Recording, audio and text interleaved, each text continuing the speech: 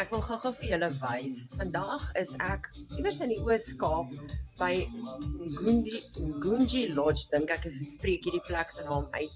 Maar dit is waar ek is en ek wil gou vir julle wys hoe lyk my kantoor vandag.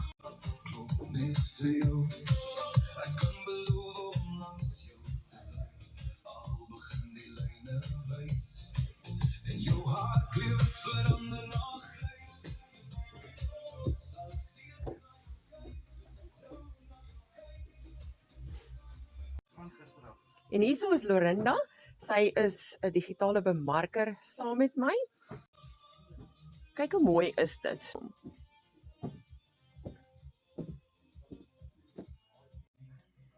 Hoe gelukkig kan 'n mens nie wees nie, nê? As jy van enige plek in die wêreld kan werk met net jou selfoon en jy data nodig. Jy het net wifi data nodig. 'n Laptop is opsioneel, maar ja, dit maak jou lewe gemakliker.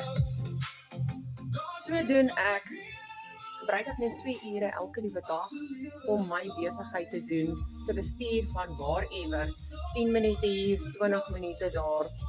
As jy my nie ken nie, my naam is Monica, ek is 'n enkel ma van Pretoria. En as jy wil weet hoe kry ek dit reg, stuur vir my, ek wil. Dan stuur ek vir jou al die inligting.